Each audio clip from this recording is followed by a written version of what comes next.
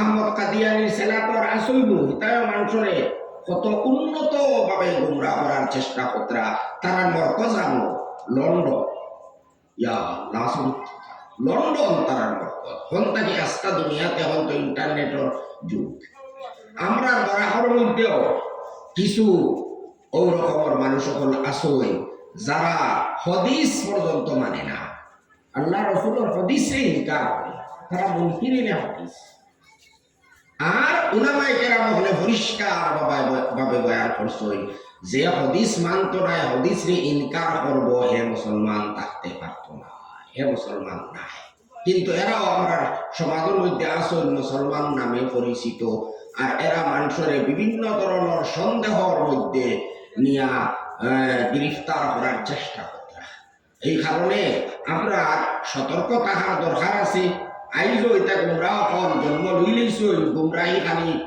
ফেলিতে আছে আমরা ইমানর এখন বাঁচাইবার বহুত বড় একটা চিন্তা আইছে আমরা সামনে আমরা ইমান রে কিলা রক্ষা করতাম আমরা সন্তান হল বংশধর হল ইমান রে আমরা কিভাবে বাঁচাইতাম এই চিন্তা আমরা করতে লাগবো ভাই হল আমরা তো মূল পুঁজি ইমান ইসলাম দুনিয়া যে কোনো ভাবে যাইব শেষ হইব কিন্তু ইমান না থাকলে তো আগের তো মুক্তি নাই দুজক থেকে কোনোদিন মুক্তি হইবার কোনো উপায় নাই ইমান না থাকলে বেহেশত যাইবার কোনো কল্পনাও নাই আপনার কাছে যদি ইমান না থাকে তে ইমান বাঁচাইবার লাগিয়া সহি শুদ্ধ ইলিম জরুরি সহি শুদ্ধ ইলিম না হইলে আমরা ইমানও ঠিক থাকতো নাই আমলও শুদ্ধ হইতো নাই এই কারণে ইলিমর কতখান গুরুত্ব আছে এটা আপনারা একেবারে সহজে বুঝতে পারবা হুজুর কখন ভাই যখন আমরা সন্তান সকলরে আমরা পড়াইতাম মাদ্রাসা সকলরে আমরা সাহায্য সহযোগিতা করতাম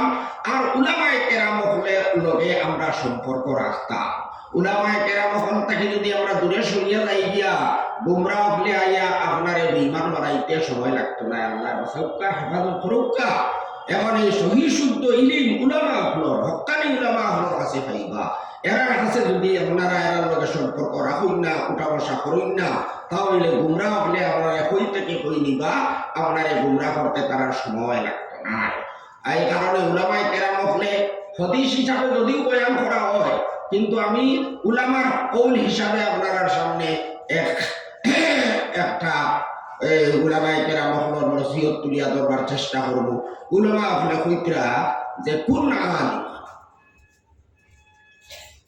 আলিমান তুমি আলিম হয়ে যাও নিজে পড়ো ইলমে দিন পড়িয়া পুরা আলিম বলো আও মুতাআল্লিমা অথবা ছাত্র হয়ে যাও পড়াত লাগি যাও একবারে সারা টাইম দিতে পারো না কিছু টাইম বানা দেও দিয়া পড়া শুরু করে দাও ছাত্র বনি যাও আও মুস্তামিআন অথবা উলামায়ে কেরাম হলর বয়ান হলো কথাবার্তা হলো আজকাল তো উলামায়ে কেরাম হলর কথাবার্তা হুনাত লাগিয়ে ইন্টারনেটও যদি আপনি হুনাত লাগান আউরি অপরিচিত মানুষের যদি বয়ান হুনাত লাগান তাহলেও গুমরাহ হওয়ার বড় চান্স আছে আপনি এটা ফায়সালা করতে পারতেন না কার কথা শুদ্ধ আর কার কথা ভুল আপনি চেহারা দেখিয়া হইবা আরে দেখতে তো জুনাইদে বক্তাদি দেখা যায় হ্যাঁ ফাগুড়িও লাগায় সুন্দর আন্নাইলে লাল রুমাল মাথার মধ্যে ডালা আন্নায় আরো কোনো সুন্দর অবস্থায় দেখবা কিন্তু বড় বড় গুমরাহ হলে এই রকমের সুন্দর সুন্দর রূপ ধরিয়া দুনিয়ার মানুষের বিশেষ করে মুসলমান হলে গুমরাহ করার চেষ্টা করতে গতিকে যেসার কথা ইন্টারনেটে শুনবা না পরিচিত কোনো আলিম হইলে তো ঠিক আছে নতুবা উলামায়ে কেরাম হলর মশওয়ারা লইবা পরামর্শ করবা অমুক মানুষের বয়ান শোনা যায়নি শুদ্ধ আসেনি না ভুল এরপরে আপনি শুনবা আও মুস্তামিআ আলিম হলর কথা সরাসরি শুনা ওটা হইল সবথেকে বেশি উপকারী গতিকে আলিম হলর কথা খান দিয়া মনোযোগ দিয়া শুনবা আও মুহিব্বা অথবা আলিম হলর সভা তাহলে যাইতা মাত্র না আলিম হলর লগে যোগাযোগ রাখবা মহব্বত রাখবা সম্পর্ক রাখবা ওয়ালা তাকুনিল খামিসা ফাতাহলি 5 নম্বর হইল না 5 নম্বর হইলে ধ্বংস হইবা 5 নম্বর কিতাব যারা আলিম হলর লগে দুশমনি হ্যাঁ মুহিব্বর বিপরীত কিতাব যারা মহব্বত করে না আলিম হলরে পালা পায় না সমালোচনা করে দুশমনি করে এই 5 নম্বর যাইও না গেলে ধ্বংস অনিবার্য গুমরাহ হইবা আর তোমার আখিরাত বরবাদ যে বুজুর্গ হল বা এখন ইলিম সম্পর্কে আমি মনে করি ও সামান্য আলোচনাও আমরা লাগি যথেষ্ট হইব। আমি আপনার সামনে সূরা মুজাম্মিল লর তুলা তিলাওয়াত করছি, আর এই সূরার সংক্ষিপ্তভাবে আপনার সামনে সারমর্ম তুলিয়া ধরার চেষ্টা করব। বুজুর্গ হল এই সূরা প্রাথমিক সূরা হলোর মধ্যে তাকিয়ে এক সূরা মক্কা মুকাররমার মধ্যে নাযিল হইছে। সর্বপ্রথম আমরা জানি সূরা ইকরা বিসমি রাব্বিকাল্লাযী খালাক, এই সূরা প্রথম 5 আয়াত নাযিল হইছে। এরপরে দীর্ঘদিন ওহী বন্ধ থাকছে। এরপরে সূরা মুদাসসির, সূরা মুজাম্মিলের পরের সূরা, এই সূরার প্রাথমিক আয়াত নাযিল হইছে। আর এরপরে সূরা মুজাম্মিলের আয়াত নাযিল হইছে। এই সূরা মুজাম্মিল নাযিল হইছে। এই সূরা নাযিল হওয়ার সম্পর্কে উলামায়ে কেরাম হলে দুই রকমের মতামত প্রকাশ করছেন। হাকিমুল উম্মত হযরত মাওলানা আশরাফ আলী সাহেব থানভী রহমাতুল্লাহ আলাইহি ফরমাইতরা, একবার মক্কার নবীজির দুশমন হলে দারুন নদওয়ার মধ্যে বসিয়া তারা মিটিং করছে যে হযরত মুহাম্মদুর রাসূলুল্লাহ সাল্লাল্লাহু আলাইহি ওয়াসাল্লামর কিছু বদনাম করার লাগি তানে কিছু তান দোষ প্রকাশ করনেওয়ালা কোনো একটা নাম তানে দেওয়া দরকার, তানে একটা খারাপ নাম তানে লাগানি দরকার। মানুষের কাছে যাতে পরিচয় দেওয়া যায় বলে অমুক কোনো একটা ওলা খারাপ নাম একটা নির্বাচন করার লাগি তারা মিটিং করছে। তখন একজনে প্রস্তাব দিল তানে কাহিন গণক তাই, আর একদলে কইলা না কাহিন কইলে মানুষে মানতা নাই, ইলা নাম আমরা যদি দেই টান তাহলে এটা মানুষে মানতা নাই।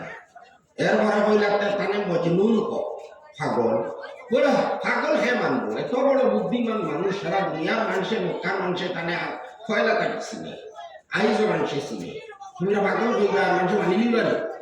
হ্যাঁ, তোমরা মানুষ পাগল কইবা, গতিকে এই নামও না বলে তে কিতা বলে সাহির নাম দেওয়া দরকার, মানে সাহির নামে অভিহিত করা দাও।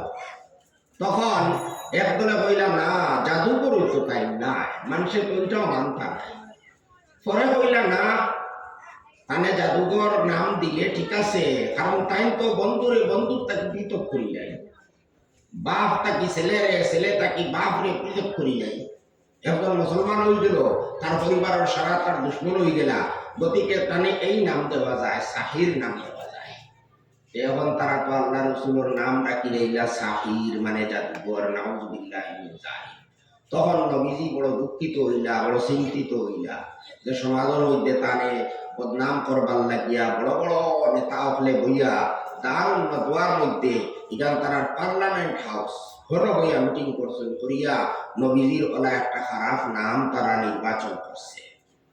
তখন নবীজি কাপড় উড়িয়া গিয়া ছুটি হয়েছিল।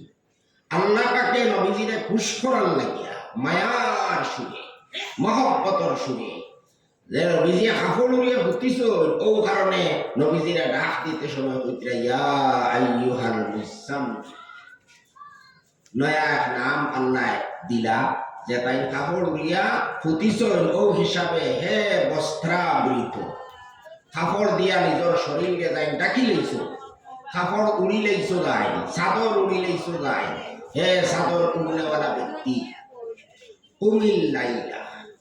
এই নাম দিয়া আল্লাহ তাআলা কানে খুশ করে দিছই যে মায়ার সুরে আল্লাহ ডাকিছই আর মায়ার ডাক দিছই দিয়া আল্লাহ তাআলা এই সূরার মধ্যে তানে কিছু উপদেশ সকল দিছে।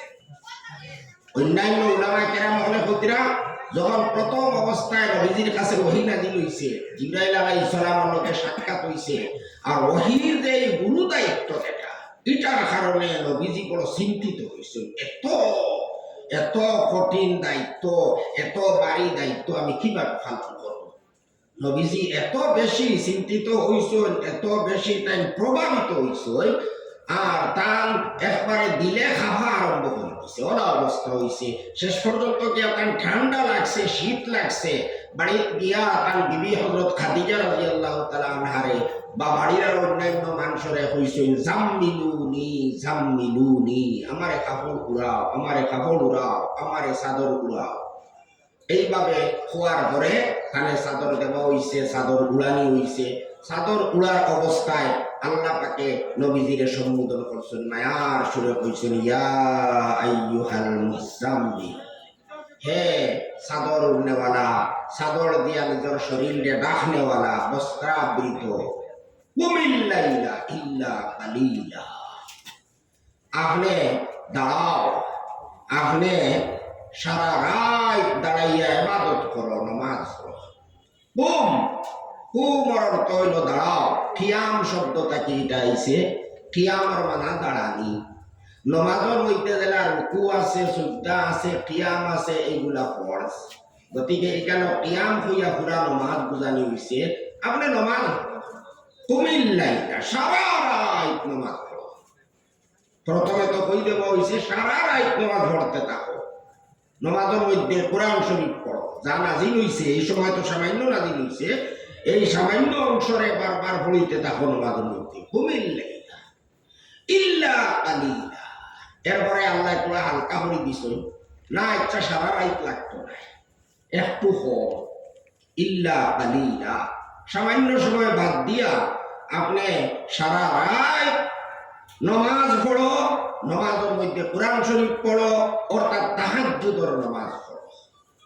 এই তাহাজ্জুদের নামাজ কত সময় পড়তা নবীজি?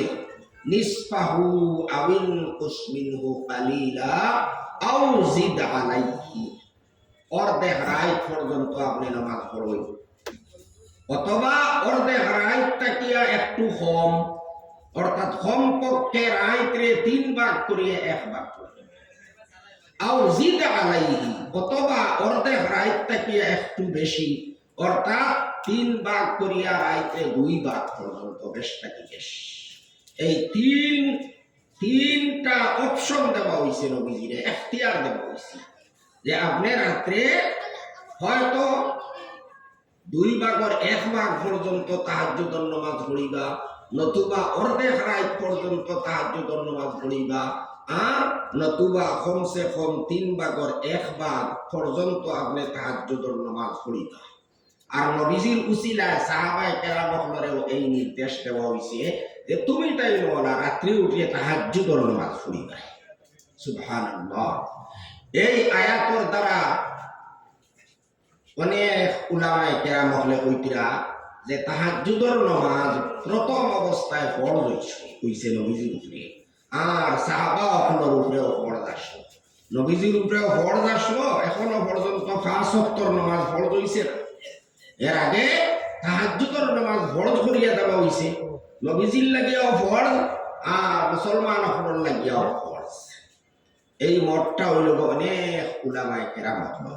কিন্তু দারুল উলুম দেওবন্দর শেখ প্রাক্তন শেখুল হাদিস মুফতি শহীদ আহমদ পালনপুরি সাহেব দামাত বারাকাতুহুমে কইতিরা যে না, প্রাথমিক অবস্থায় ফরজ না, সুন্নতে মুআক্কাদা করিয়া দেওয়া হইছে। যাই হোক, মুফতি সাহেবের দলিল মজবুত দলিল, কারণ আগে আয়াতর 2 নম্বর রুকুর মধ্যে শেষ অংশের মধ্যে কইতিরা তাইফাতুম মিনাল্লাযিনা মা'আক, রাতে তাহাজ্জুদ হে নবী আপনিও পড়ুন, আর আপনার লগে আপনার সাহাবা হলর এক জমাতে পড়ো। মুফতি সাহেব কইতরা ওয়াজিব হইল তো এক জমাতে পড়িলা না, সারাই পড়িলা, তো ওয়াজিব হওয়াটা বেশি শুদ্ধ নাই। হ্যাঁ, সুন্নতে মুআক্কাদা হওয়াটা ঠিক আছে। যাই হোক, বেশিরভাগ উলামায়ে কেরাম হলর মতে তাহাজ্জুদের নামাজ আরম্ভের মধ্যে ফরজ করে দেওয়া হইছে, আর এর 1 বছর পরে এই তাহাজ্জুদের নামাজের ফজিলতরে মনসুখ করে দেওয়া হয়ে গেছে, রহিত করা হয়ে গেছে। অর্থাৎ আল্লাহ হইলাও 1 বছর, তার উদ্দেশ্য আসলো 1 বছর পর্যন্ত নবীজিরে আর সাহাবায়ে কেরামরে তাহাজ্জুদের নামাজ পড়াইয়া সন্তানরে ট্রেনিং দেওয়া, যাতে কঠিন থেকে কঠিন খাস দিনের যেগুলা আছে ওগুলার উপরে তার অভ্যাস হয়। এই অভ্যাস করাইবার লাগি, ট্রেনিং দিবার লাগি আল্লাহ তাআলা তার আল্লাহ তাআলার তো জানাও আসলো 1 বছর পর্যন্ত আমি ট্রেনিং দিব। এই 1 বছর পুরা হওয়ার বাদে প্রায় 1 বছর পুরা হওয়ার পরে এই সূরার শেষ রুকু আল্লাহ তাআলা নাজিল করিয়া এই হুকুমরে আল্লাহ তাআলা স্থগিত করে দিছেন। অর্থাৎ কইছেন এখন আর তোমার লাগি তাহাজ্জুদের নামাজ পড়াটা ফরজ নাই, তবে হ্যাঁ সুন্নত মুস্তাহাব। আর উলামায়ে কেরাম হলে ফরমাইতরা যে সুন্নতে মুআক্কাদার পরে সবথেকে আফজল সবথেকে বেশি সওয়াবর নামাজ হইল তাহাজ্জুদের নামাজ। তাহাজ্জুদের নামাজের অনেক ফজাইল হল আহাদিসের মধ্যে আইছে। এই তাহাজ্জুদের নামাজ এখন আমরা ফরজ নাই, মুস্তাহাব সুন্নত, আর পড়িলে অনেক ফজিলত আর অনেক